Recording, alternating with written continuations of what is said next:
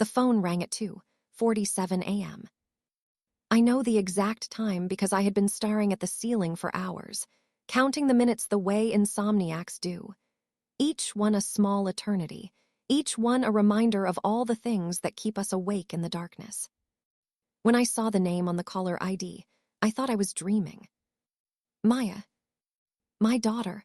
The child I had raised for 18 years. The woman who had cut me out of her life so completely that I sometimes wondered if I had imagined her existence entirely. 15 years of silence. 15 years of unanswered calls, returned letters, blocked emails.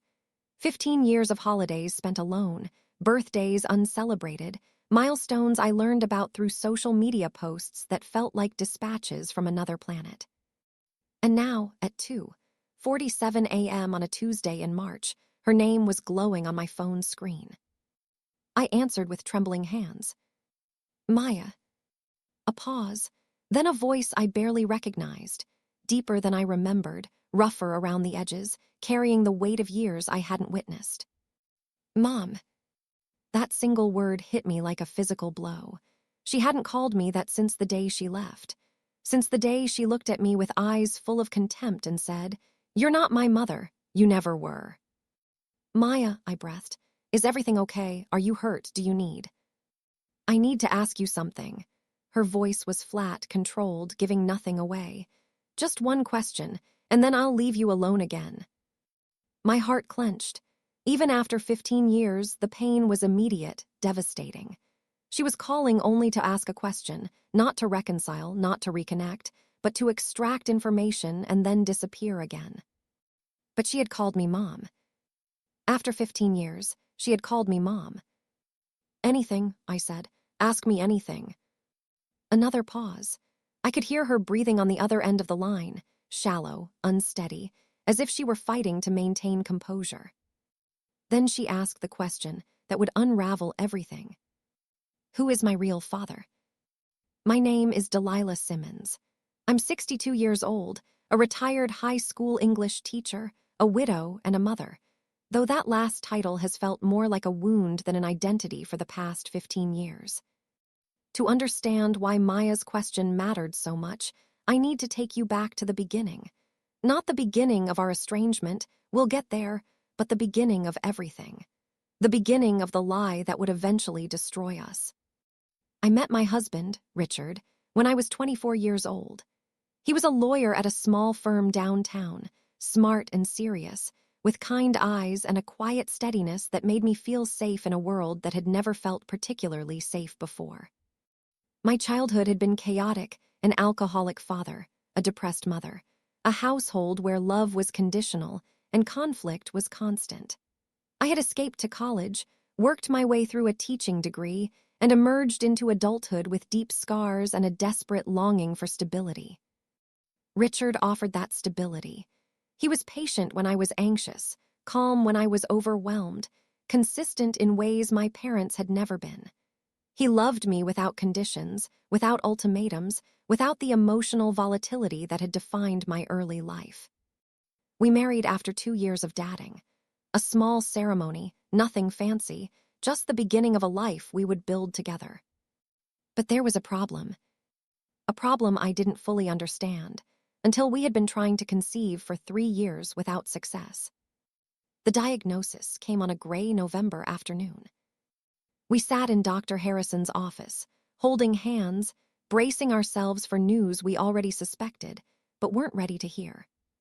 "I'm sorry," the doctor said, his face arranged in that careful expression of professional sympathy. "The test results are conclusive. Richard, you're sterile. There's no possibility of biological children." Richard's hand tightened around mine. I felt him absorb the blow, felt the way his body went rigid, then slowly, painfully relaxed into acceptance. "There are other options," Dr. Harrison continued. "Adoption, sperm donors, surrogacy with a donor. Many couples in your situation go on to build wonderful families." We nodded, thanked him, left the office in a daze. The drive home was silent. Richard stared out the window, his jaw tight, his eyes distant. I wanted to comfort him, but I didn't know how. This was his loss more than mine, his biology, his lineage, his sense of himself as a man capable of fathering children. "I'm sorry," he finally said, his voice breaking. "I know how much you wanted this, how much we both wanted this." "We'll find another way," I promised. "This doesn't change anything. We'll still have a family." He turned to look at me, and I saw the doubt in his eyes. The fear that this would change everything between us, that I would leave him for someone who could give me what he couldn't. "I love you," I said firmly. "This doesn't change that. Nothing will ever change that." He nodded, but I could tell he didn't fully believe me. And maybe he was right not to. We discussed the options extensively over the following months. Adoption was complicated, long waiting lists, extensive background checks, no guarantee of success. Surrogacy was expensive, emotionally fraught, legally complex. We kept coming back to the simplest solution: sperm donation. "It would be your child," Richard said one evening. "Biologically yours, that matters." "It would be our child," I corrected. "You would raise her, love her, be her father in every way that counts." "But not biologically. Biology isn't everything." He was quiet for a long moment. "I know, but I need you to understand something, Delilah.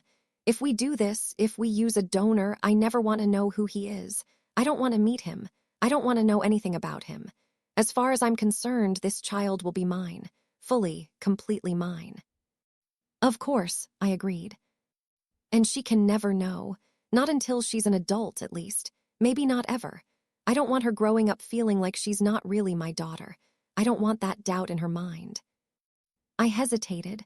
The request made me uncomfortable. Keeping such a significant truth from our child felt like a betrayal waiting to happen. But I also understood Richard's fear. He had already lost so much with the diagnosis. He needed to feel like a real father, not a substitute. "Okay," I said finally. "We'll keep it between us, just us."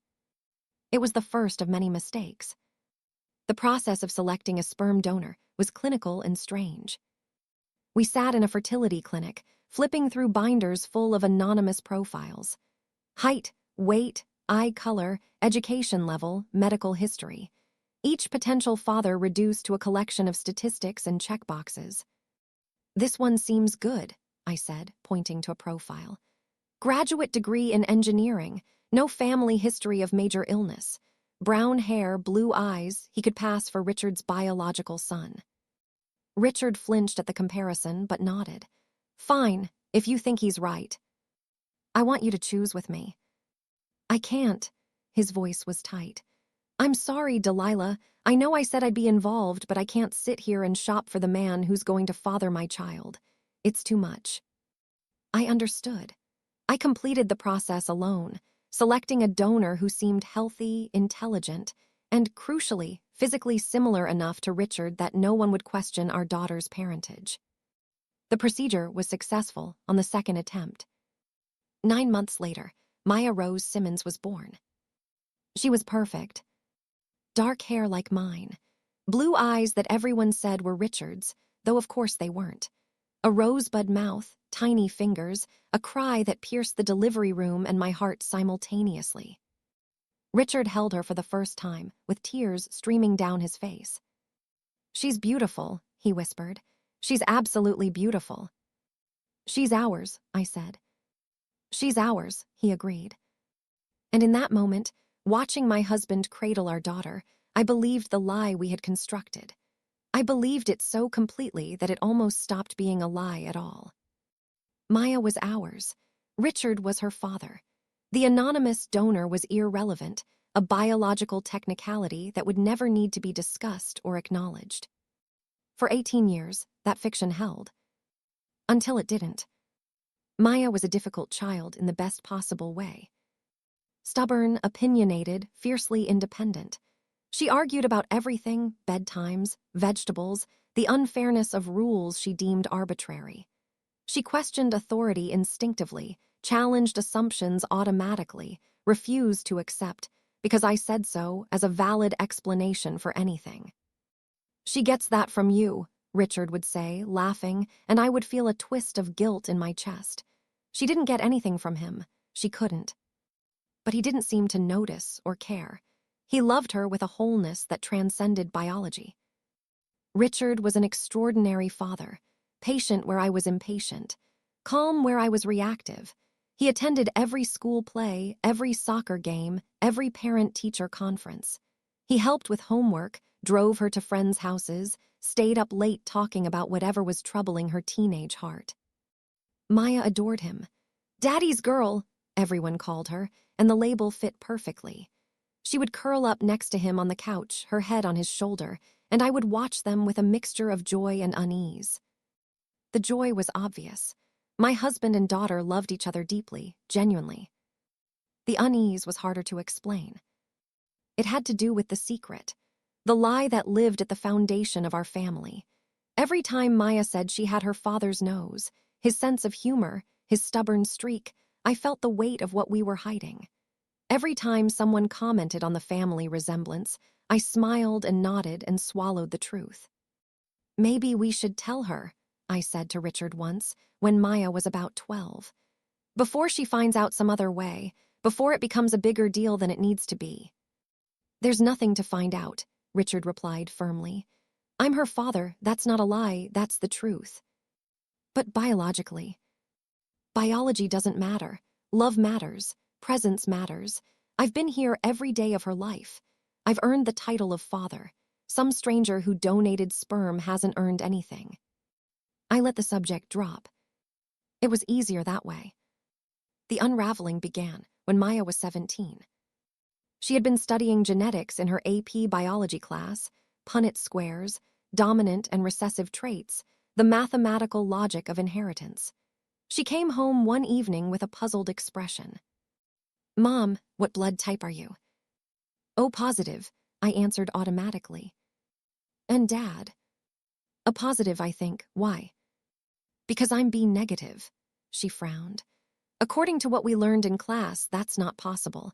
If you're O and Dad's A, I can only be O or A, not B." My blood went cold. "You probably misremembered Dad's blood type," I said, forcing my voice to stay casual. "Or maybe the test was wrong. Those classroom blood typing kits aren't always accurate." Maya nodded slowly, but I could see the doubt forming in her eyes. She was too smart, too logical, too persistent to let an inconsistency go unexplored. "I'll ask Dad," she said. "I'm sure it's nothing," I replied. But my hands were shaking as I turned back to the dishes. She asked Richard that evening. I wasn't present for the conversation, but I heard the raised voices from the kitchen. Heard Maya's questions growing more insistent, more suspicious. Heard Richard's denials becoming more defensive. Then silence. Then Maya's footsteps on the stairs, rapid and furious. Then her bedroom door slamming with a force that rattled the walls. Richard appeared in the kitchen doorway, his face ashen. "She knows," he said. "She figured it out. She's demanding to know the truth."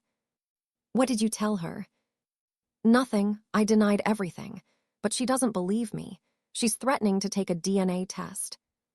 I sank into a chair, my legs suddenly unable to support me. "We should have told her years ago," I wanted to tell her. "Don't," Richard's voice was sharp. "Don't make this about what you wanted. We made this decision together. And now it's falling apart." "It doesn't have to. We can convince her she's wrong. We can." "We can't lie to her anymore, Richard. She's too smart. She'll find out the truth, and the longer we try to hide it, the worse it will be." He was quiet for a long moment. Then finally, "You're right, we need to tell her together." We sat her down the next evening. The three of us gathered in the living room, Richard and I on the couch, Maya in the armchair across from us, her arms crossed, her expression closed. She had barely spoken to either of us since the confrontation the night before, communicating only in monosyllables and glares. "Maya," I began, my voice unsteady, "we need to talk about what you asked yesterday, about the blood types." "So I was right." Her voice was flat, accusatory. "Something doesn't add up." Richard leaned forward, his hands clasped between his knees. "Before we explain anything, I need you to understand something. I am your father. In every way that matters, I am your father. What we're about to tell you doesn't change that. Just tell me the truth, for once. The words stung, for once, as if our entire relationship had been built on deception, which I realized with a sickening clarity it had been. I took a deep breath. Before you were born, your father and I tried for years to have a baby, but we couldn't. There were medical reasons, reasons that meant your father couldn't, biologically. I'm sterile. Richard's voice was rough, as if the word itself caused him pain. I've been sterile since before we married. I can't father children. Maya's expression flickered confusion, then understanding, then something darker. So who's my real father? I am, Richard said firmly. I am your real father. I've been here every day of your life. I've loved you every moment since you were born. Some anonymous sperm donor doesn't. Sperm donor, Maya's voice rose. I'm the product of a sperm donor, and you never thought to mention this. In 17 years, it never occurred to you that I might want to know where I actually came from. We wanted to protect you, I said. We didn't want you to feel different or less than or... Less than what? Less than a normal person with normal parents. Too late for that, isn't it? Maya, please. She stood abruptly, knocking over a glass of water on the side table. Neither Richard nor I moved to clean it up. My entire life has been a lie. Everything I thought I knew about myself, my genetics, my heritage, my identity, it's all fake. And you just sat there, year after year, letting me believe something that wasn't true. The love was true, Richard said, his voice breaking. That was never fake, not for a single moment. Maya looked at him, really looked at him, and I saw something shift in her eyes. Not forgiveness. Something closer to pity, mixed with contempt. You're not my father, she said quietly. You never were. Then she walked out of the room. The weeks that followed were a nightmare. Maya became a ghost in our own home. She went to school, came back, shut herself in her room. She ate meals alone. She responded to questions with single words if she responded at all. The warmth that had defined our family evaporated, replaced by a cold tension that permeated every room. Richard tried everything. He left notes under her door. He offered to take her to her favorite restaurant. He apologized again and again for keeping the secret, but Maya remained unmoved. She'll come around, I told him, though I wasn't sure I believed it. She just needs time to process. She looks at me like I'm a stranger, he whispered. Like everything we shared means nothing. It meant everything. It still means everything. She's just hurt right now. But the hurt didn't fade. If anything, it calcified into something harder, more permanent.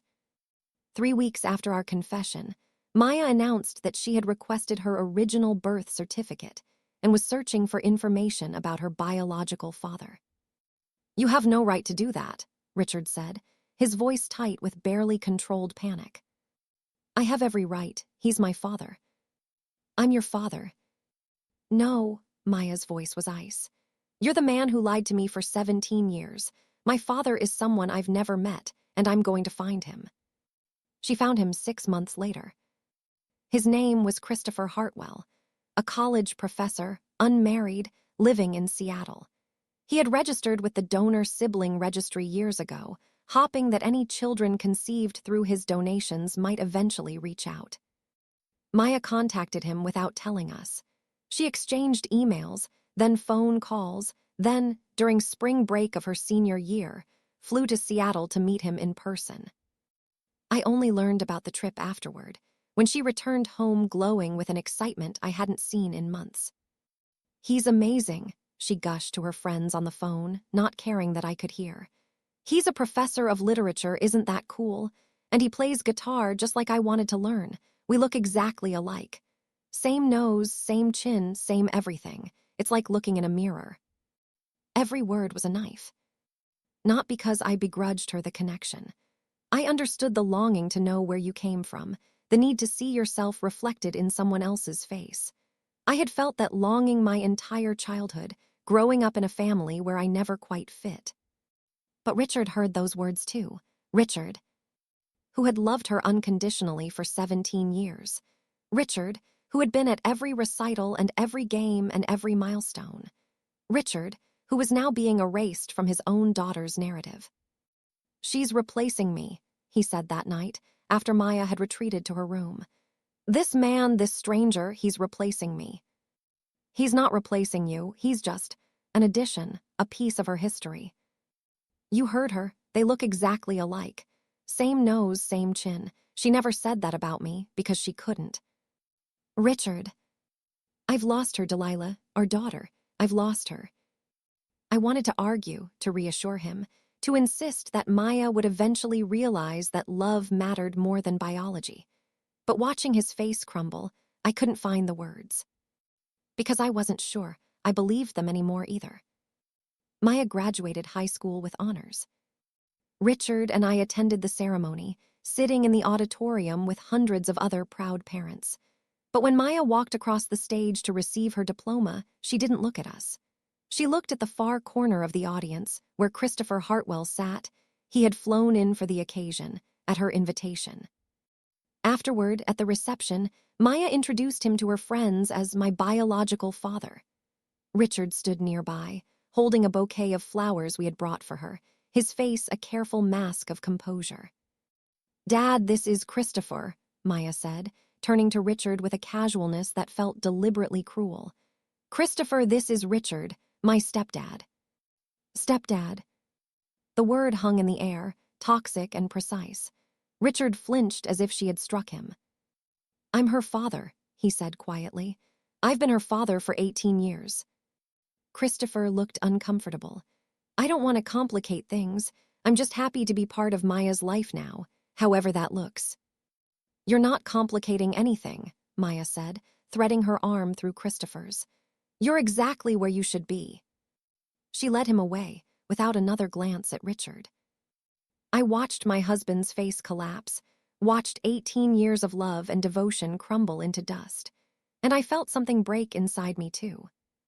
This was my fault, my decision to use a donor, my agreement to keep it secret, my failure to insist on honesty before the lie became too big to survive. I had destroyed my family. Maya moved to Seattle that fall.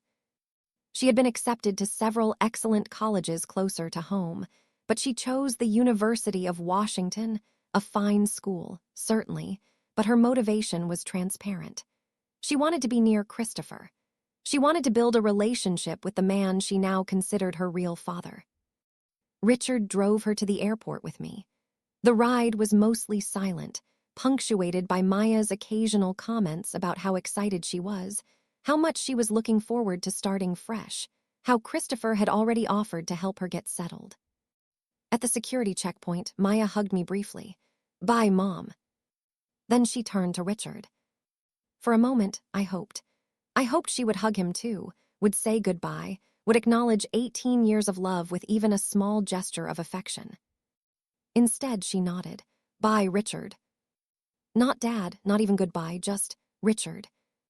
He stood frozen, his arms half raised for a hug that wasn't coming. I watched his face cycle through shock, pain, and finally a terrible resignation. "Goodbye, Maya," he managed. "I love you." She was already walking toward the security line. The first year, we held on to hope. Maya would call occasionally, once a month, then once every 2 months, then less. The conversations were brief, focused on logistics rather than emotions. How are classes? Fine. How is Seattle? Good. How is Christopher? Amazing.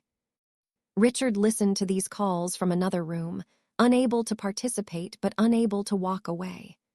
Afterward, he would ask me what she said, parsing every word for evidence that she still loved him, still thought of him as her father. The evidence grew thinner with each passing month. By the end of her freshman year, Maya had stopped calling altogether. I sent emails that went unanswered.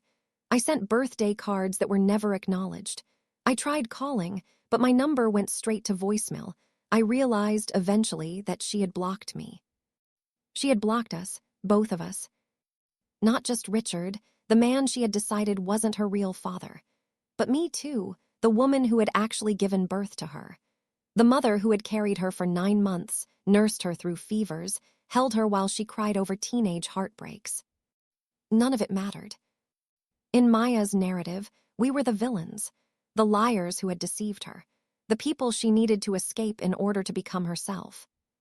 And so she escaped. Richard died 3 years into Maya's silence.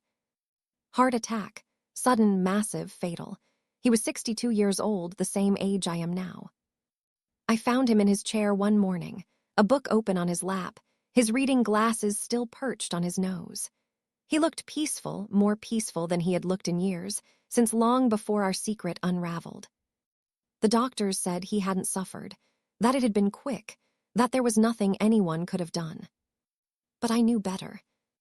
Richard had been suffering for years, suffering from the loss of his daughter, suffering from the rejection that he experienced every day she refused to speak to him, suffering from the knowledge that 18 years of love had been dismissed as irrelevant, erased by a biological fact he couldn't change. The stress had worn him down, the grief had hollowed him out, and eventually his heart simply couldn't carry the weight anymore. I tried to contact Maya about the funeral. I called her number, still blocked. I emailed, no response. I reached out to Christopher, who responded briefly and awkwardly that he would pass along the message. She didn't come. Her father, the man who had raised her, loved her, devoted his entire adult life to being her dad, was buried without her. I stood at his grave with a handful of friends and family, watching the coffin lower into the ground, and I felt a rage so profound it frightened me. Not at Maya, not entirely. At myself. For the decision I had made 30 years ago, for the secret I had agreed to keep, for every moment I had chosen comfort over honesty, had prioritized peace over truth. Richard was dead, my daughter was gone, and I had no one to blame but myself. The years that followed were a blur of grief and solitude. I retired from teaching. I sold the family home, too many memories, too many empty rooms. I moved into a small apartment closer to the city, surrounded by strangers who didn't know my history. I stopped trying to contact Maya. What was the point? She had made her choice. She had constructed a new family, a new identity, a new story that didn't include me. Every attempt at communication was a reminder of that rejection. So I let her go. Not gracefully, not willingly, but with the exhausted surrender of someone who has fought a battle for too long and finally run out of strength. I focused on surviving, on getting through each day, on building some kind of life from the wreckage of the one I had lost. I made new friends, other widows, mostly, women who understood grief without requiring explanations. I joined a book club, started volunteering at the local library, found small joys in simple routines. I learned to live with the absence at the center of my life, the daughter-shaped hole that nothing could fill. 15 years passed. 15 years of silence. 15 years of wondering. 15 years of waking in the night and reaching for a phone, wanting to call her, knowing it was pointless. And then, at 2:47 a.m. on a Tuesday in March, my phone rang. Maya. Mom. And she asked the question that would change everything. Who is my real father? For a moment, I couldn't speak. The question made no sense. She knew who her biological father was. She had found him herself 15 years ago. She had moved across the country to be near him. She had chosen him over us, over Richard, over me, over everything we had built together. Maya, I said carefully, I don't understand. You know who your biological father is. Christopher Hartwell. You've been in contact with him for years. Silence on the other end of the line. Then a sound I hadn't heard in 15 years, my daughter crying. Christopher is dead, she said, her voice cracking. He died 6 months ago. Oh, Maya, I'm so sorry. He had a son, a biological son, a real one from a relationship before he started donating. The son came to the funeral, and he agreed to a DNA test, because I wanted to know. I wanted to have a brother, someone who shared my blood. I waited, sensing something terrible approaching. The test came back, Mom. Maya's voice dropped to a whisper. Christopher wasn't my father. He was never my father. The DNA didn't match. I'm not related to him at all. The words hit me like a physical blow. I sat up in bed, my heart pounding. That's not possible. We used his donation. The clinic confirmed. The clinic made a mistake, or there was a mix-up, or something went wrong. I don't know what happened. All I know is that I spent 15 years building a relationship with a man I thought was my father, and he wasn't. He was just a stranger who looked enough like me that we both believed the lie. I thought about the photos Maya had shown me years ago, the similarities she had been so excited about. The same nose, the same chin, the same everything. We see what we want to see. We find connections where we need them to exist. Maya, I need to know, Mom. I need to know who my real father is. You went through the clinic. You selected the donor. There has to be records, paperwork, something that can help me find out the truth. It was over 30 years ago. The clinic closed years ago. I don't know if those records even still exist. But you remember, don't you? You remember the process, the donor you selected. I closed my eyes, casting my mind back to that gray afternoon in the fertility clinic. The binders full of anonymous profiles, the statistics and checkboxes, the impossible task of choosing the genetic material that would become my child. I remember selecting a profile, I said slowly. Donor number, 847, I think. Graduate degree in engineering, brown hair, blue eyes, no family history of major illness. That's Christopher's profile. That's exactly what his donor paperwork said. So if he wasn't my father, then someone else's donation was used, either by mistake or deliberately. Why would anyone do that deliberately? I don't know, Mom. That's what I'm trying to find out. The conversation lasted another hour. Maya told me about the past 6 months, the shock of Christopher's death, the DNA test with his son, the devastating results that had upended everything she thought she knew. She told me about her attempts to contact the fertility clinic, only to discover it had closed in 2005. She told me about the private investigator she had hired, who had traced the clinic's records to a storage facility that had subsequently suffered a fire. Everything is gone, she said. All the records, all the documentation.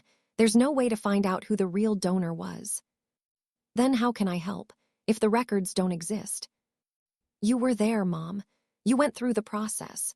You might remember something, a detail, a name, anything that could help me understand what happened. I tried to think. The memories were fuzzy, distorted by decades of life in between. I remembered the waiting room, the clinical smell, the binders full of profiles. I remembered the nurse who had walked me through the process, a kind woman with graying hair and a gentle manner. There was a nurse, I said. She handled most of the paperwork. Her name was Margaret, I think, Margaret or Marjorie. She was older, probably retired by now, or dead, Maya finished, like everyone else who might know the truth. The bitterness in her voice was sharp, familiar.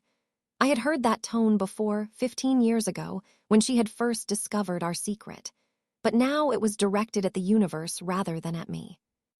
I'm sorry, I said. I wish I could help more. I wish I had kept better records, paid more attention. It's not your fault. The words came out stiff, reluctant, as if Maya were forcing herself to say them.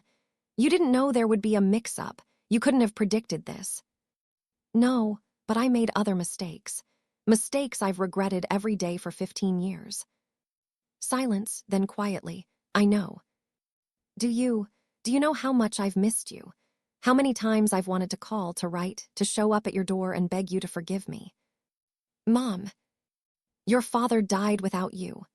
The words came out harsher than I intended, sharpened by years of grief and resentment. Richard, the man who raised you, who loved you, who spent 18 years being your dad. He died of a broken heart, Maya. He never recovered from losing you. I heard her sharp intake of breath. That's not fair. Maybe not, but it's true. He loved you more than anything in this world, and you cut him out of your life because he wasn't biologically related to you. And now you've discovered that the man you chose instead, the man you moved across the country to be near, the man you called your real father, he wasn't biologically related to you either. I didn't know. Of course you didn't know. That's my point, Maya. Biology doesn't determine love. It never has. Richard understood that. He loved you not because you shared his DNA, but because you were his daughter in every way that mattered.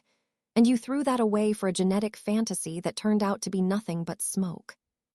The silence stretched between us, heavy with 15 years of unsaid things. I was 17, Maya finally whispered. I was 17 years old, and I found out that everything I believed about myself was a lie. I was angry. I was hurt. I didn't know how to process it. You're 32 now. You've had 15 years to process it. And you're only calling me because you need something, because Christopher is dead, and you've discovered he wasn't your father, and you're desperate for answers I can't give you. That's not the only reason. Isn't it? You called me Mom for the first time in 15 years, Maya, but only to ask one question, only to get information. If the DNA test had been a match, would you ever have called at all? She didn't answer. She didn't have to. I should have ended the call there. I should have told her that I couldn't help, that the records were gone, that she would have to make peace with never knowing the truth. I should have protected myself from the inevitable disappointment of reaching out to a daughter who had already proven she was capable of walking away. But I didn't. Because despite everything, despite the rejection, the silence, the grief she had caused, she was still my daughter. Still the baby I had carried, the child I had raised, the young woman I had loved even when that love was thrown back in my face. Come home, I said. What? Come home, Maya. Not for me. Not for answers about your biological father. Come home because it's been 15 years and we're strangers to each other, and I'm 62 years old and I don't know how much time I have left. Mom, I can't just. You can. You're a grown woman. You make your own choices. For 15 years, you've chosen to stay away.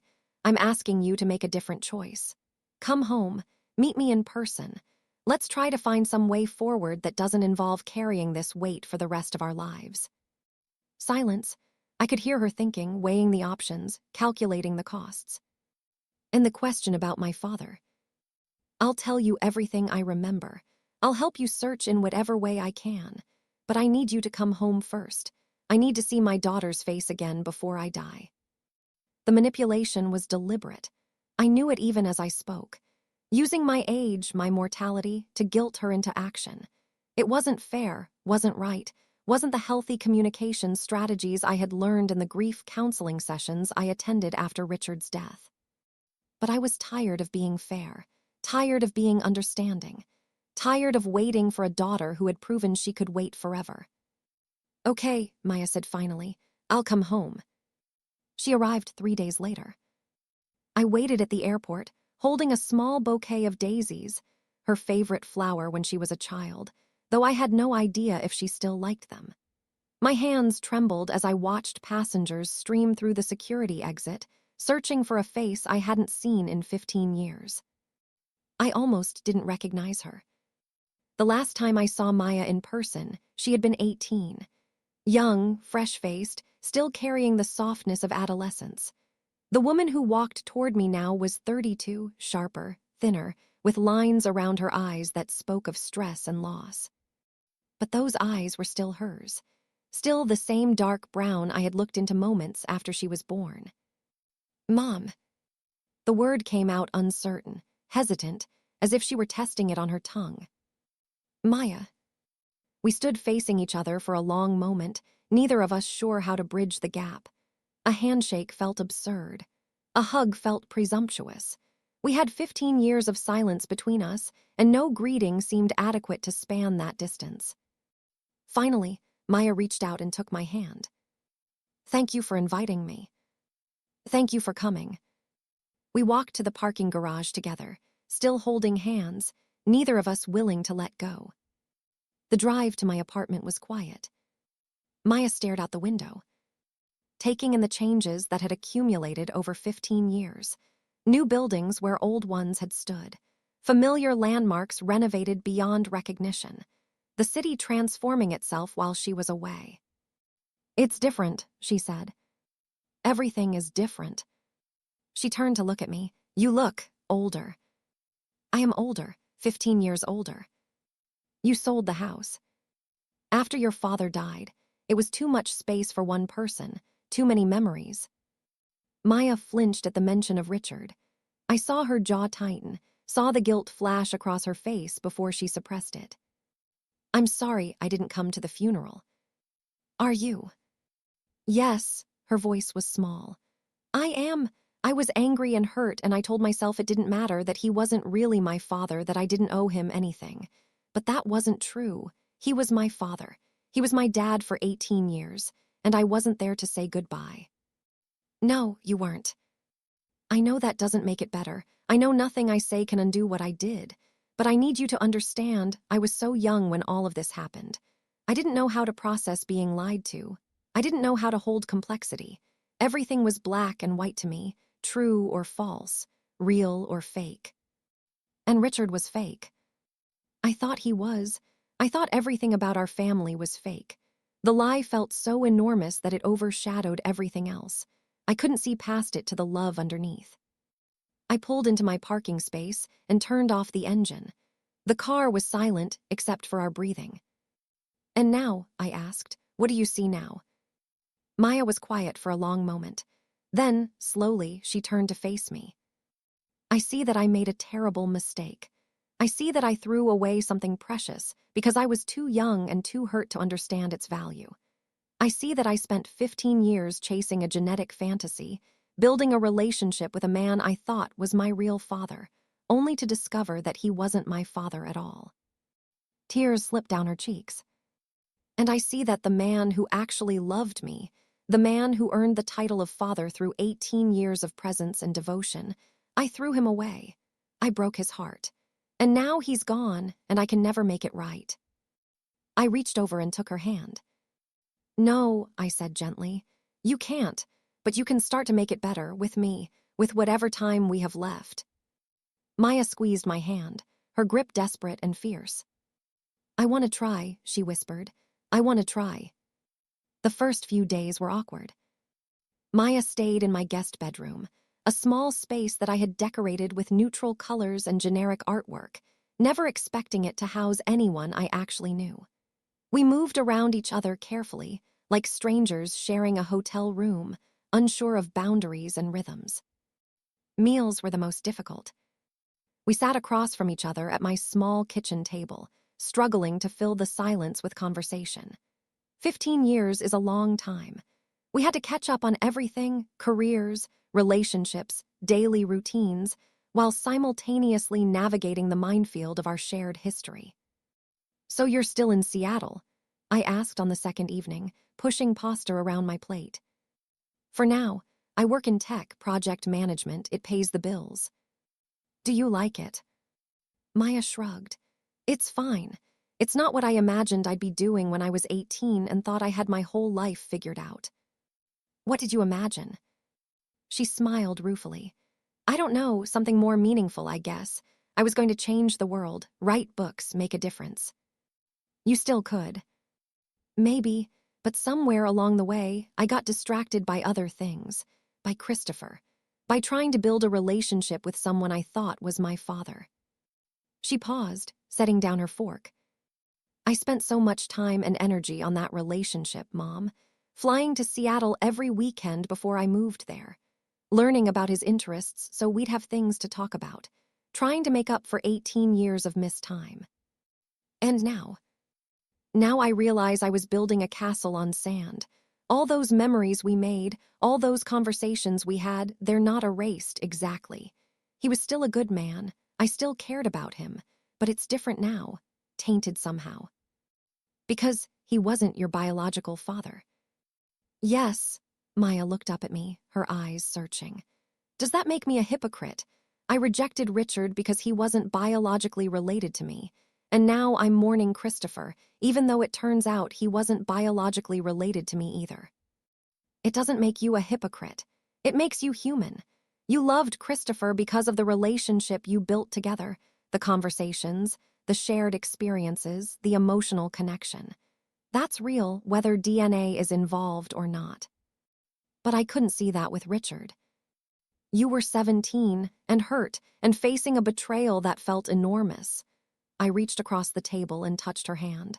I'm not saying what you did was right. It devastated him. It devastated me, but I understand why it happened. And I think you understand now too. Maya nodded, tears gathering in her eyes. I was so cruel to him. The last thing I said to him, I called him by his first name. I refused to call him Dad, and now I can never take that back. No, you can't, but you can honor his memory by learning from it, by understanding that love isn't about genetics, by building relationships based on presence and commitment, not bloodlines. Is that enough? Is that enough to make up for what I did? I considered the question carefully. I don't know if anything is ever enough to make up for the pain we cause other people, but I think it's a start, and I think Richard would have wanted you to have that start. He loved you, Maya, even when you pushed him away, even when you refused to call him Dad. He loved you until his last breath. Maya broke down completely then, sobbing into her hands, releasing 15 years of suppressed grief and guilt. I moved around the table and held her, rocking her gently the way I had when she was a child, whispering words of comfort that felt inadequate, but were all I had to offer. We stayed like that for a long time. The search for Maya's biological father began the next morning. We spread out everything I had saved from that period. Not much, unfortunately. A folder of medical records from my pregnancy, some paperwork from the fertility clinic, mostly consent forms and procedure summaries. A few notes I had jotted down during the process. Donor 847, Maya read from one of the forms. That was the profile you selected. Yes, I remember that clearly. Graduate degree in engineering. Brown hair, blue eyes. No family history of major illness. That matches Christopher's paperwork exactly. So either his donation was used and the DNA test with his son was wrong, or someone else's donation was used instead. The DNA test could have been wrong, I offered. Those home testing kits aren't always accurate. We used a certified lab. The results were clear. Maya shook her head. Christopher's son and I share 0 genetic markers. We're not related at all. Then there must have been a mix-up at the clinic. Wrong vial, wrong label, wrong something. But that doesn't explain how I ended up looking so much like Christopher. We had the same nose, the same chin. We see what we expect to see, I said gently. You wanted to look like him.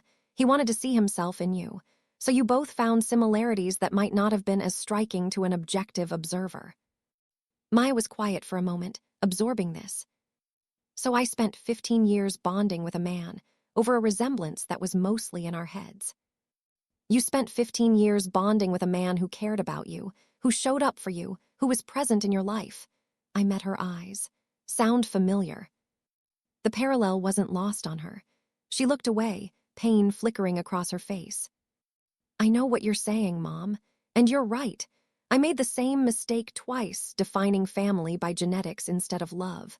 But I still need to know. I need to know who my biological father actually is. Why?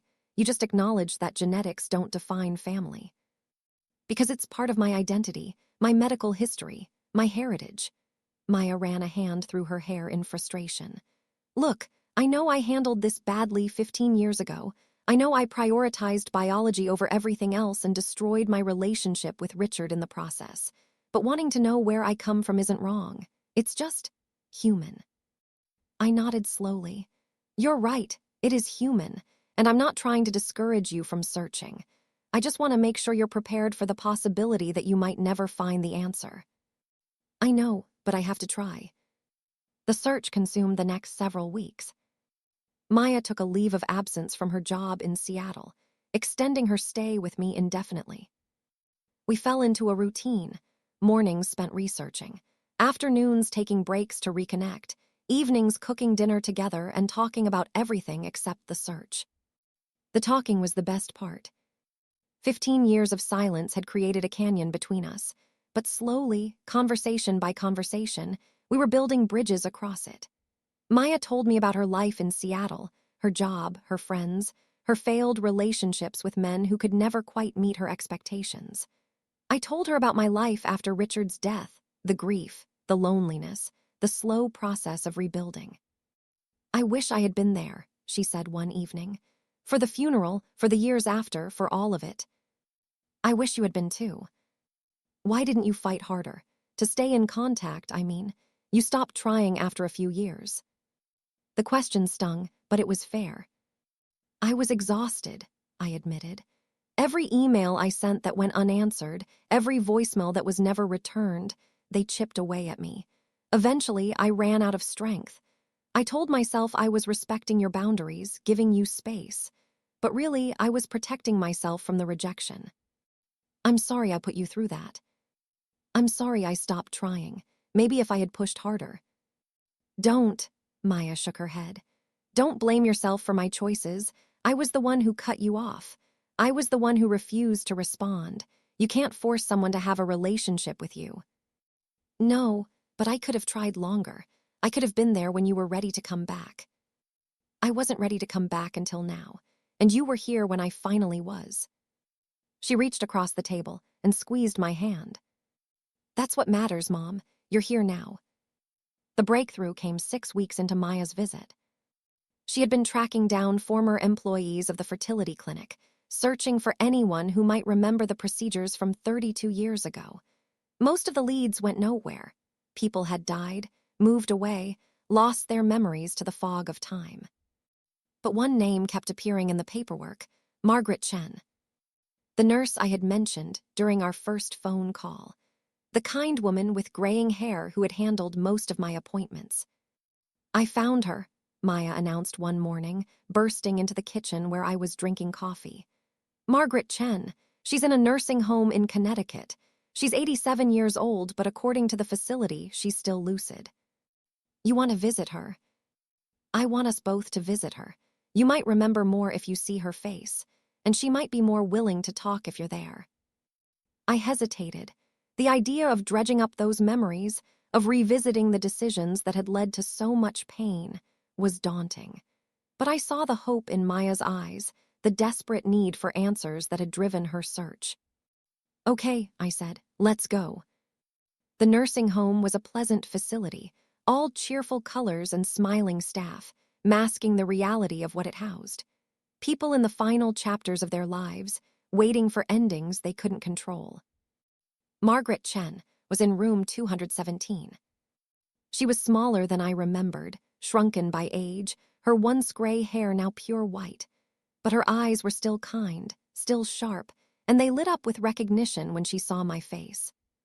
Delilah Simmons, she said, her voice thin but clear. I remember you. You do. Of course, I remember all my patients, especially the difficult cases. Maya and I exchanged glances. What do you mean, difficult? Margaret gestured for us to sit. We pulled chairs close to her bed, leaning in to hear her soft voice. Your case was unusual, she said, looking at me. There were complications with the donor selection, problems I wasn't supposed to talk about. What kind of problems? Margaret hesitated, her eyes clouding with something that looked like guilt. The donor you selected, number 847, his samples were compromised, contaminated somehow. We discovered it after you had already completed the selection process, but before the actual procedure. My heart began to pound. What happened? Dr. Harrison made the decision to substitute a different donor, someone with a similar profile. He didn't tell you because he didn't want to alarm you, didn't want to delay the process, didn't want to admit that the clinic had made a mistake. So the donor I selected wasn't the donor who was actually used. No, Margaret's voice was barely a whisper now. I'm sorry. I should have told you at the time. I argued with Dr. Harrison about it. But he was the director and I was just a nurse. I did what I was told. Maya leaned forward, her hands gripping the arms of her chair. Do you know who the substitute donor was? Is there any record? Margaret was quiet for a long moment. Her eyes drifted to the window, looking at something far away. I kept copies, she finally said. Of everything. I knew what we did was wrong. I knew someday someone might come asking questions. She pointed to a small lockbox on her dresser. The key is in my jewelry box. Top drawer, take what you need. My hands trembled as I opened the lockbox. Inside were stacks of yellowed papers, organized with the meticulous care of someone who had spent decades preserving a secret they knew would eventually demand to be told. Margaret watched us from her bed, her expression a mixture of relief and apprehension. "I made copies of the substitution records every time it happened," she said. "Dr. Harrison wasn't careful, or maybe he just didn't think anyone would ever look. But I knew it was wrong to deceive those families." "How many times did this happen?" Maya asked. "More than it should have. Contaminated samples, donor shortages, administrative errors. Dr. Harrison always found a way to cover it up. He cared more about the clinic's reputation than about the truth." I found the file with my name on it, Delilah Simmons, dated March 1992. Inside was a single sheet of paper, documenting the substitution that had changed everything. Original donor, 847, compromised bacterial contamination. Substitute donor, 312. Below the numbers was a description of donor 312. Brown hair, hazel eyes, graduate degree in literature, family history of mild hypertension, otherwise healthy. And at the bottom of the page, something I hadn't expected, a name. Donor 312, David Aldridge. Not an anonymous code, an actual name. "Why is his name here?" I asked Margaret. "I thought donors were supposed to be anonymous." "They were, but Dr. Harrison kept a separate file with identifying information in case there were ever medical emergencies that required contacting the donors. I copied everything I could find." Maya took the paper from my hands, staring at the name as if it might disappear. "David Aldridge," she whispered, "my biological father." The search for David Aldridge began that afternoon. Maya was energized in a way I hadn't seen since she arrived, focused, determined, driven by the possibility of finally finding the truth she had been seeking for months. We said goodbye to Margaret, promising to update her on what we found, and drove back to my apartment in a charged silence. "David Aldridge," Maya repeated as we walked through my door. "It's a common name, there could be thousands of them. But we have details. Brown hair, hazel eyes, graduate degree in literature. He would have been a young man in 1992, probably in his 20s or early 30s. So now he'd be in his 50s or 60s. If he's still alive." Maya's face flickered with fear. "Don't say that. He has to be alive. I can't find him just to lose him again." I recognized the desperation in her voice, the same desperation she had felt at 17 when she discovered the truth about Richard, the same desperation that had driven her to Christopher. She was searching for something she had never been able to find, a sense of identity and belonging that had eluded her entire life. "Maya," I said gently, "whatever we find, whether David Aldridge is alive or dead, whether he wants to meet you or not, I need you to remember something." "What?" "You are not defined by your biological father. You are not defined by genetics at all. You are the sum of your experiences, your choices, your relationships. You are my daughter. You were Richard's daughter, and nothing we discover about David Aldridge will change that." She looked at me, her eyes bright with unshed tears. "I know, Mom. I know that now. But I still need to find him. Not to replace what I've lost, but to complete the picture, to understand where I come from." "I understand, and I'll help you." Finding David Aldridge took 3 weeks. Maya employed every tool at her disposal: social media searches, public records databases, the private investigator she had used before. Slowly, the pieces came together. David Aldridge had been a graduate student in English literature at the local university in 1992. He had donated sperm to help pay his tuition, a common practice among cash-strapped students in that era. After completing his PhD, he had moved to Vermont, where he became a professor of literature at a small liberal arts college. He had married in 1998. He and his wife had 2 children, a son now in his early 20s and a daughter in her late teens. And he was still alive. "He lives in Burlington," Maya said, showing me the information on her laptop. "He's 64 years old, still teaching. His faculty page has a photo." I looked at the image on the screen and felt something shift in my chest. David Aldridge was a pleasant-looking man with graying brown hair and warm hazel eyes. He had the weathered face of someone who spent time outdoors and a gentle expression that reminded me of Richard. But more than that, he looked like Maya. Not in the obvious way she had thought she resembled Christopher. This was different, subtler, the shape of the eyes, the curve of the mouth, the way his head tilted slightly in the photograph. "He's your father," I said softly. "I can see it." Maya stared at the image, her face unreadable. "What do I do now? Do I just call him, send an email, show up at his office? What feels right to you?" "Nothing feels right. Everything feels terrifying." She laughed nervously. "I've been searching for this man for months, and now that I've found him, I have no idea what to say." "You could start by introducing yourself, telling him who you are and why you're reaching out. Let him decide how he wants to respond." "What if he doesn't want to meet me? What if he's horrified that a child from his donations has tracked him down?" "Then at least you'll know, and you can move forward from there." Maya was quiet for a long moment. Then she took a deep breath. "Okay, I'll write him an email. Will you help me?" "Of course." The email took hours to compose. We went through draft after draft, trying to strike the right balance between honest and overwhelming, direct and sensitive. Maya wanted to explain everything: the mix-up at the clinic, her search for identity, the years she had spent building a relationship with the wrong man. "That's too much for an initial contact," I cautioned. "You don't want to dump your entire life story on him before he's even agreed to communicate with you." "But I want him to understand why I'm reaching out. I don't want him to think I'm trying to disrupt his life or make demands." "Then say that, keep it simple." In the end, the email was brief. "Dear Professor Aldridge, my name is Maya Simmons. I'm writing because I believe you may be my biological father.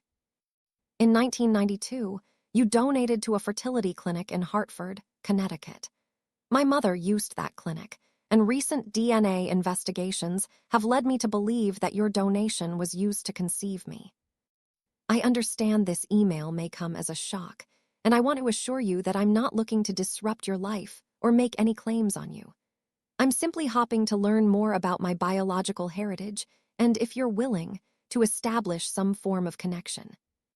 I would be grateful for any response you're able to provide, even if it's simply confirmation that you remember donating. Thank you for your time. Sincerely, Maya Simmons." Maya read it over one more time, her finger hovering over the send button. What if this is a mistake? What if I'm opening a door that should stay closed? Maybe you are, but you'll never know unless you try. She closed her eyes, took a breath, and clicked send. The response came 4 days later. Maya had been checking her email obsessively, refreshing the page every few minutes, analyzing every notification with a mixture of hope and dread. When the message finally appeared, "Ray, introduction from Maya Simmons," she let out a sound somewhere between a gasp and a sob. "He wrote back," she breathed. "Mom, he wrote back." We read the email together. "Dear Maya, I must confess, your email was the most surprising thing I've received in many years. I had to read it several times before I fully absorbed what you were telling me. Yes, I did donate to that clinic in 1992. I was a struggling graduate student, and the compensation helped me pay my bills. I always knew that children might result from those donations, but I never expected to hear from one of them. I've spent the past few days thinking about how to respond. My first instinct was fear of disrupting my current life, fear of obligations I hadn't anticipated, fear of the unknown. But I've also felt something unexpected, curiosity, and something that might be the beginning of joy. I would very much like to meet you, Maya, to learn about who you are and the life you've built. I understand this is complicated. I have a wife and children who will need to be part of any ongoing relationship, but I believe we can find a way forward that honors everyone's needs. Would you be willing to come to Vermont? Or, if that's too far, I could travel to meet you somewhere more convenient. I'm flexible on timing and location. I look forward to hearing from you." With warm regards, David. Maya was crying again, but this time the tears were different. Not grief, not guilt, something closer to wonder. He wants to meet me, she said. He's not angry, he's not horrified, he actually wants to meet me. I put my arm around her, pulling her close. Of course he does, you're worth meeting. 2 weeks later, we drove to Vermont. Maya had insisted that I come with her. I can't do this alone, she said. I need you there, please. I agreed immediately. Whatever happened in Vermont, I wanted to be there for my daughter. I had missed 15 years of her life. I wasn't going to miss this. David Aldridge lived in a charming colonial house on the outskirts of Burlington. The property was surrounded by trees just beginning to turn autumn colors, reds and oranges and golds that made the setting feel almost magical. He was waiting for us on the front porch. As we pulled into the driveway, I saw Maya's hands tighten on the steering wheel. Her breath was coming faster, her face pale with anxiety. What if he's disappointed? She whispered. What if I'm not what he expected? You're exactly who you're supposed to be, I told her. Now go meet your father. She looked at me, and I saw something in her eyes that I hadn't seen in 15 years. Trust. Thank you, Mom, for everything. Then she got out of the car and walked toward the man who had given her life without ever knowing she existed. I watched the meeting from a distance. David came down the porch steps to meet Maya halfway. They stood facing each other for a long moment, both nervous, both uncertain, both clearly moved by the significance of what was happening. Then David opened his arms, and Maya stepped into his embrace. They held each other for a long time. When they finally separated, both of them were crying. David said something I couldn't hear, and Maya laughed, a real laugh, genuine and free, the kind I hadn't heard from her in years. She turned and waved for me to join them. Mom, come meet David. I walked across the lawn, feeling the strange weight of this moment. I was about to meet the man whose genetic material had created my daughter. The man who had, unknowingly, given me the greatest gift of my life. Delilah, David said, extending his hand. Maya has told me so much about you. I hope some of it was good. He smiled. All of it was good. She clearly loves you very much. I glanced at Maya, who was watching us with an expression of cautious hope. The feeling is mutual, I said. It's taken us a long time to get here, but the feeling is definitely mutual. We stayed in Vermont for 5 days. David insisted we stay at his home rather than a hotel. His wife, Catherine, welcomed us with a warmth that surprised me. I had expected awkwardness, perhaps even resentment, but she seemed genuinely delighted by Maya's arrival. David always wondered, she told me on the second evening, while Maya and David were in his study looking at old photographs. About the donations, I mean, whether children had resulted, whether they were happy and healthy. It was something he thought about more often than he admitted. It must be strange for you, having her show up after all these years. Catherine smiled. It's unexpected, certainly, but family comes in many forms. I've learned that over the years. Her graciousness humbled me. Here was a woman who had every reason to feel threatened or uncomfortable, and instead she was opening her home and her heart to a daughter her husband hadn't known existed. It reminded me of Richard, of the way he had loved Maya without reservation, without biological connection, without any of the security that shared DNA supposedly provides. David's children, his legally recognized children, I should say, were more cautious. Michael was 23, a recent college graduate working at an environmental nonprofit. Sophie was 18, about to start her freshman year at the same college where David taught. They had grown up as only children in their respective positions, Michael the responsible eldest, Sophie the cherished youngest. Now, suddenly, they had a sister who was older than both of them. This is weird, Sophie said bluntly on our third evening, when we were all gathered around the dinner table. I'm not saying it's bad, but it's definitely weird. Sophie, Catherine said gently, that's not very. No, she's right, Maya interrupted. It is weird. I'm 32 years old and I just found out I have siblings. That's objectively strange. How did you not know before? Michael asked. Didn't your parents tell you about the donor situation? Maya and I exchanged glances. Here was the part of the story we had discussed how to handle. The secret, the deception, the 17-year-old girl who had cut her parents out of her life because she couldn't forgive them for lying. It's complicated, Maya said finally. My parents kept the donation a secret. They thought they were protecting me. By the time I found out, I was a teenager and I didn't handle it well. What do you mean? Maya took a deep breath. I mean, I blamed them for lying to me. I rejected my father, the man who raised me, because he wasn't biologically related to me. I moved across the country to be near someone I thought was my biological father, only to discover he wasn't my biological father either. She looked around the table, her eyes settling on David. I spent 15 years searching for something I thought biology would give me, a sense of identity, a feeling of belonging, but I was wrong. Those things don't come from DNA. They come from love, from presence, from the choice to show up day after day. So why did you search for me? David asked quietly. Because I still needed to know where I came from, not to replace the family I already had, but to complete the picture, to understand myself more fully. Maya smiled. And because I hoped that I might gain something unexpected, not a replacement father, but an addition, another person who cares about me. David reached across the table and took her hand. I'd be honored to be that person, he said, whatever form it takes, however it fits into both our lives.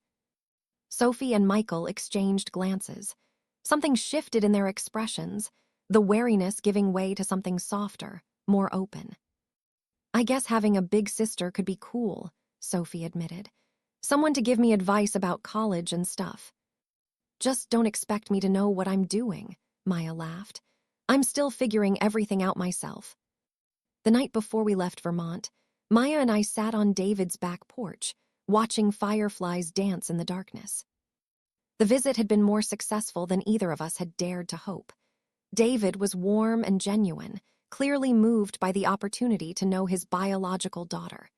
Catherine was generous and welcoming. Even Michael and Sophie had begun to warm up, exchanging phone numbers with Maya and making tentative plans to visit her in Seattle. But something was still weighing on Maya. I could see it in the tension of her shoulders, the way her eyes kept drifting to some middle distance. What's wrong? I asked. She was quiet for a long moment. Then, softly, I keep thinking about Richard. What about him? About how much he would have loved this, meeting David, seeing me finally get the answers I was looking for. She paused. He would have been happy for me, even though I rejected him. Even though I broke his heart, he would have been happy. Yes, he would have. And I denied him that. I denied him the chance to see me grow up, to be part of my adult life, to know that I eventually understood what he had given me. Tears slipped down her cheeks. I can never make that right, Mom. I can never give him back the years I stole. I reached over and took her hand, feeling the weight of her grief, a grief I shared, a grief that had lived inside me for 12 years since Richard's death. No, I said. You can't, but you can honor him. You can live your life in a way that would have made him proud. You can love the people in your life, me, David, his family, whoever comes next, the way he loved you. Fully, unconditionally, without needing genetics to justify it. Is that enough? I don't know if anything is ever enough when we're talking about lost time with people we loved, but it's something. It's a way forward. Maya leaned her head on my shoulder, the way she used to when she was a child. I'm sorry, Mom, for everything, for the silence, for the rejection, for all the years I wasted being angry about something that wasn't even your fault. It was my fault, partly. I agreed to keep the secret. I should have insisted on honesty from the beginning. You were trying to protect me. And Richard, you made the best decision you could with the information you had. So did you, when you were 17 and hurt and unable to process what you'd learned. We sat in silence, letting the forgiveness settle between us.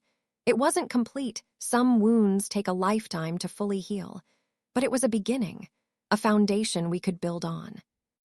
Mom, yes, I want to come home. Not permanently, I still have a life in Seattle, but I want to visit more. I want to be part of your life again. I want to have a relationship with you that isn't defined by pain. I felt tears gathering in my own eyes. I would like that more than anything in the world. 1 year has passed since that conversation on David's porch. 1 year of rebuilding, reconnecting, learning to be mother and daughter again after 15 years of silence. It hasn't been easy. There are still awkward moments, still triggers that bring up old pain, still conversations that feel like navigating a minefield. But it has been worth it. Every difficult moment has been worth it. Maya visits every 2 months now. She flies in from Seattle, stays in my guest room, and we fill the days with the ordinary intimacies of family life. Cooking together, watching movies, taking walks through the neighborhood where she grew up. We talk about everything: her work, her relationships, her ongoing connection with David and his family. We talk about Richard, too. Not the painful parts, but the good memories. The way he laughed, the awful puns he made, the unconditional love he offered every single day. Maya keeps a photo of him on her nightstand now. She told me she talks to it sometimes, when she needs to feel close to him. I tell him about my life, she said. About David, about you and me, about all the things I wish I could have told him when he was alive. What do you think he would say? She smiled. I think he would say he's proud of me, and that he forgives me, and that he never stopped loving me, even when I was too stubborn to love him back. He would say all those things. He did say them in his own way, right until the end. I know, Mom, I know that now. David has become a regular presence in our lives as well. He and Maya video call every week, building a relationship that is different from what she had with Richard, not better or worse, just different. He shares stories about his life, his work, his other children. She shares her struggles and triumphs, her questions about identity and belonging. He flew out to Seattle last month to meet her friends, to see where she lives, to be part of her world in a tangible way. Maya sent me photos from the visit, the two of them at a coffee shop, at a bookstore, at the university where he gave a guest lecture. In every photo, they're smiling. Not the forced smiles of strangers trying to connect, but the genuine smiles of people who have found something unexpected and precious. It's strange, Maya told me after the visit. Having a father again, a biological father, I mean, it doesn't replace Richard. Nothing could replace Richard, but it fills a different space, a space I didn't even know was empty. That's how family works, I said. It expands to accommodate new people, new relationships, new kinds of love. Is that what David is? Family? What do you think? She considered the question. I think he's becoming family, slowly, in his own way. She paused. Just like you became family again, after everything that happened. Family isn't just biology, and it isn't just history. It's a choice you make every day, to show up, to be present, to love someone even when it's hard. Richard taught you that. Richard taught both of us that. It just took me longer to understand it. And it took you even longer. Maya laughed. Better late than never, right? Better late than never. I'm sitting in my living room as I finish telling you this story. It's evening, and the light is soft, golden, the kind of light that makes everything feel gentler than it is. In a few days, Maya will be here again, bringing stories from Seattle and plans for the future and all the small details of her life that I missed for 15 years. I'm 63 now, not old, but not young either. I've lived through loss and silence and the slow, painful work of rebuilding. I've learned things I never wanted to learn and survived things I wasn't sure I could survive. And I'm still here, still standing, still hopeful about what comes next. My daughter called me Mom for the first time in 15 years. That's how this story began. A phone call in the middle of the night, a question I couldn't answer, a reconnection I had given up hopping for. What I've learned since then is that reconnection is not a single moment. It's not a phone call or a visit or a conversation. It's an ongoing process, a daily choice, a commitment that has to be renewed again and again. Some days are easy. Maya and I talk like we were never apart, like the 15 years of silence were just a bad dream that evaporated in the morning light. Some days are hard. Old wounds resurface. Old resentments flare. We have to remind ourselves that healing isn't linear, that setbacks are part of the journey, that the relationship we're building is worth the effort it requires. But every day we choose each other. That's what matters. I think about Richard often. Not with the raw grief that consumed me in the years after his death, but with a softer sorrow, a bittersweet appreciation for what he gave us. He taught me that love is not about possession, that being a parent is not about biology, that the title of father is earned through presence, not genetics. He taught Maya the same lessons, though she wasn't ready to learn them at 17. She's ready now, and she carries his wisdom with her, even though she never got to tell him that she finally understood. I like to think he knows.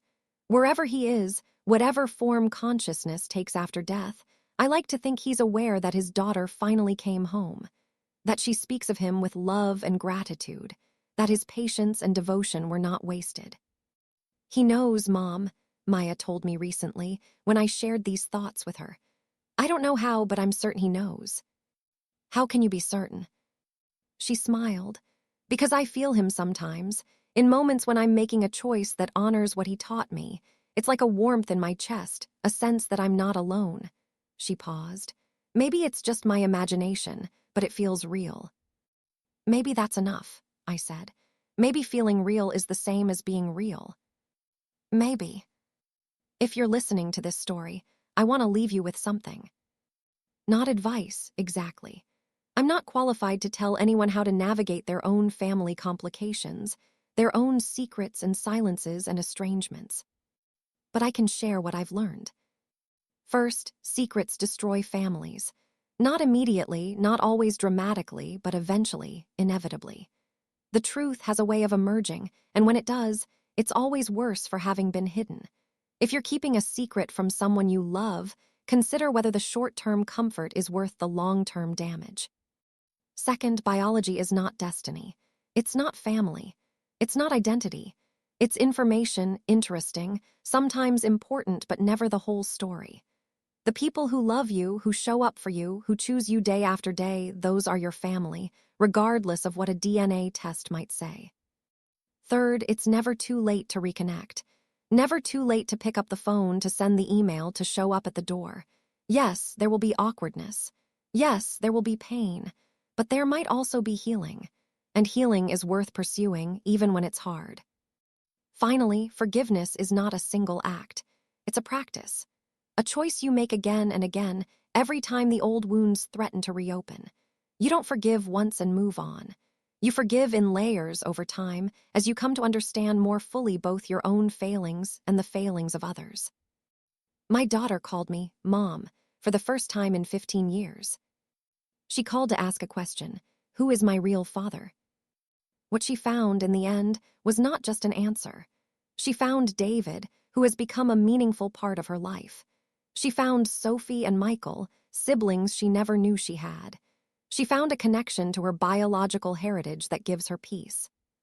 But more importantly, she found her way back to me, back to the family she had rejected, back to the love that had been waiting for her all along.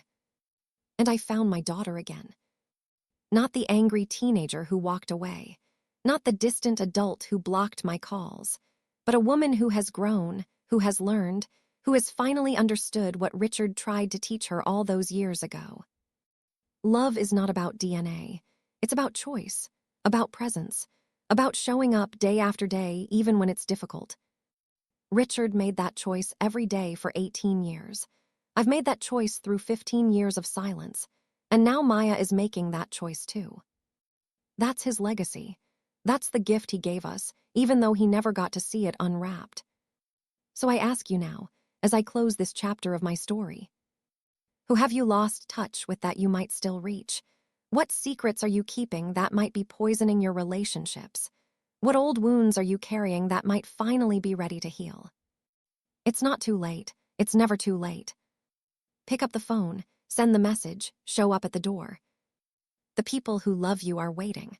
They've always been waiting. All you have to do is come home. Thank you for listening to my story. If it touched your heart, please share it with someone who might need to hear it.